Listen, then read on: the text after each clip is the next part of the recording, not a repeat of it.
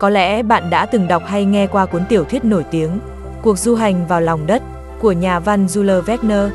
Cho dù nó chỉ là một cuốn tiểu thuyết hay một kịch bản phim, thì câu chuyện mà nó mô tả lại thật đáng kinh ngạc về một thế giới vô cùng thần kỳ dưới lòng đất. Câu chuyện kể rằng, một đoàn thám hiểm 3 người bao gồm một giáo sư người Đức, đứa cháu trai Axel và người dẫn đường Han, đã đi xuyên qua một ống nham thạch trong lòng một núi lửa ở Iceland để tiến vào trung tâm trái đất. 3 người đã trải qua một cuộc phiêu lưu vô cùng thú vị, gặp nhiều loài động vật tuyệt chủng thời tiền sử, trải qua nhiều thảm họa tự nhiên trước khi quay trở lại mặt đất ở miền Nam nước Ý. Không chỉ được đề cập đến trong văn học hay điện ảnh, trong nhiều truyền thuyết và sử thi các nước, đặc biệt là lời kể của những nhân chứng và ảnh chụp vệ tinh NASA, đều cho thấy khả năng thực sự tồn tại thế giới bên dưới lòng đất. Lý thuyết trái đất rỗng ruột.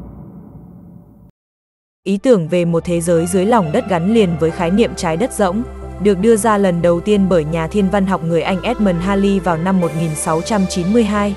Ông cho rằng, trái đất chúng ta đang sinh sống không phải có một lõi rắn bên trong như nhận thức phổ biến của rất nhiều người, mà được rất nhiều lớp không gian rỗng xen kẽ các lớp không gian đặc rắn cấu tạo thành.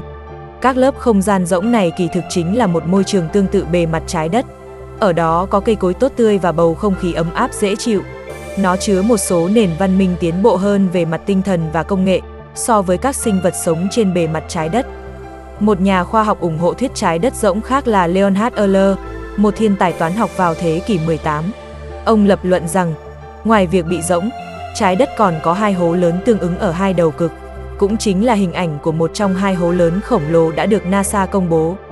Vậy làm sao để đi đến những nơi này? Nếu có thể tìm thấy những thông đạo trên mặt đất đi xuyên xuống những nơi này, thì có lẽ chúng ta sẽ đến được thế giới thần bí huyền ảo bên trong lòng đất kia. Có rất nhiều truyền thuyết truyền miệng và phổ biến được tìm thấy ở một số quốc gia về sự tồn tại của một nền văn minh ngầm của những sinh vật sở hữu trí thông minh và sức mạnh tâm linh siêu nhiên.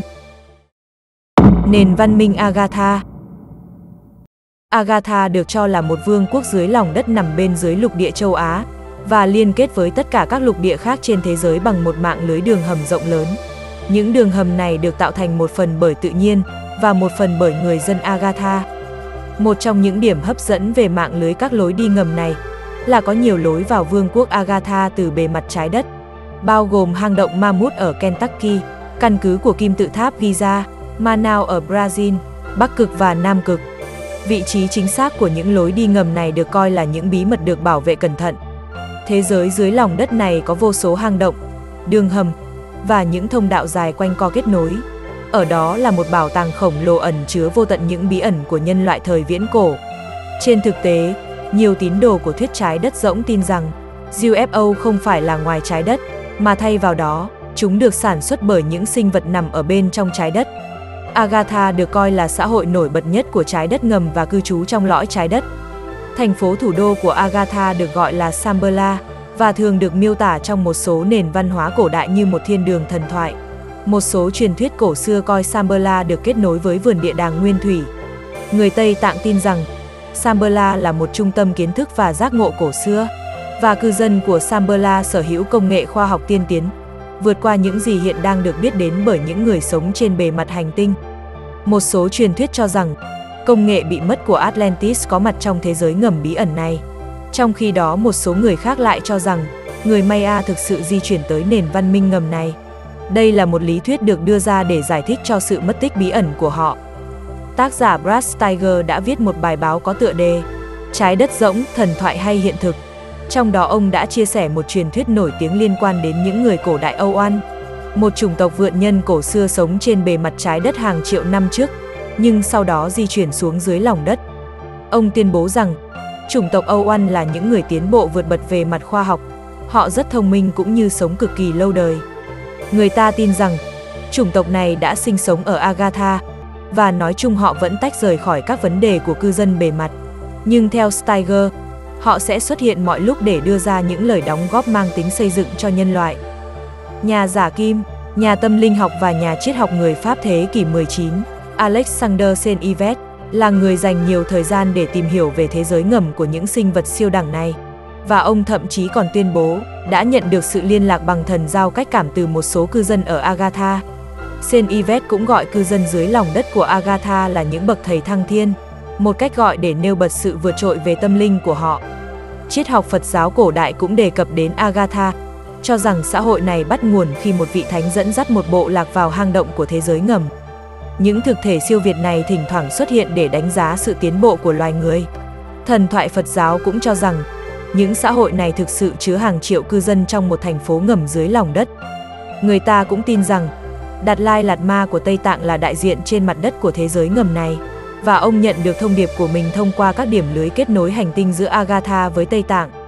Nhiều chủng tộc cũng như một số học giả hiện đại tin rằng, có hai lối vào chính dẫn đến Agatha, và những lối mở này có thể được đặt ở Bắc Cực và Nam Cực.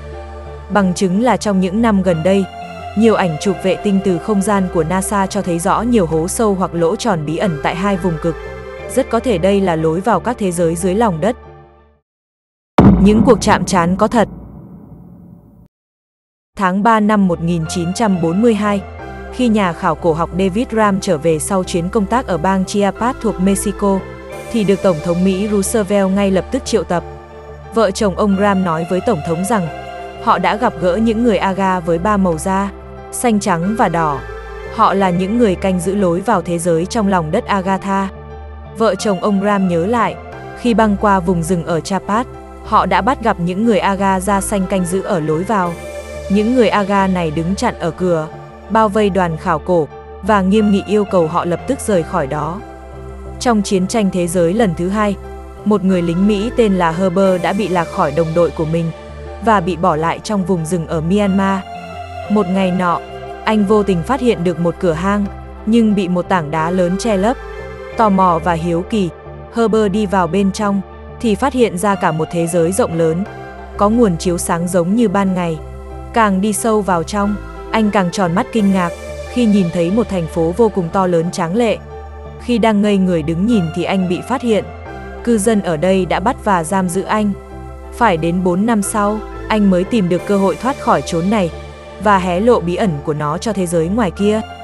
Theo lời kể của Herbert, vương quốc dưới lòng đất có 7 đường hầm thông đi các hướng khác nhau lên thế giới trên mặt đất.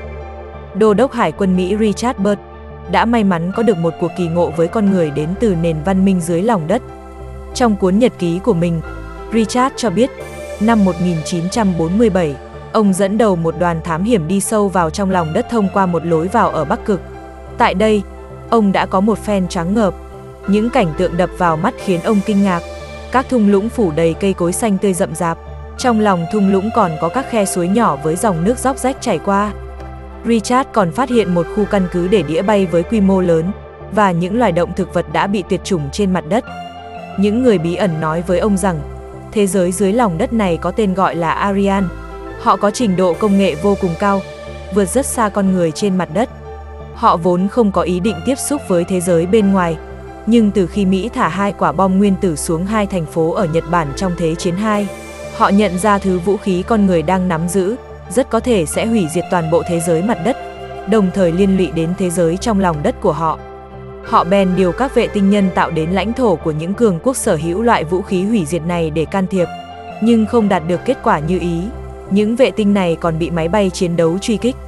Những người bí ẩn này còn cảnh báo, nếu con người trên trái đất tiếp tục sử dụng vũ khí nguyên tử, toàn bộ sự sống trên trái đất sẽ bị hủy diệt. Sau khi về nước, Richard lập tức báo cáo lại cuộc kỳ ngộ này với giới lãnh đạo cao nhất. Trong cuốn nhật ký của mình, ông có ghi, đây là một vùng đất ở Bắc Cực, đó là một căn cứ khổng lồ và vô cùng bí ẩn. Ngày nay, có một số lượng đáng kể các bằng chứng chứng minh, thực sự có tồn tại một thế giới khác bên trong lòng đất. Trái đất của chúng ta thực chất là rỗng, có lối mở dẫn vào bên trong, và đó chính là hố khổng lồ ở Bắc Cực. Dù bị phủ nhận bởi hội đồng khoa học, nhưng điều này vẫn không thể ngăn hàng nghìn người hâm mộ trên toàn thế giới tin vào thuyết trái đất rỗng. Và đương nhiên, họ có cơ sở để tin vào những lập luận của mình. Cảm ơn các bạn đã xem video. Nếu thấy hay, các bạn có thể nhấn đăng ký kênh để theo dõi các video tiếp theo.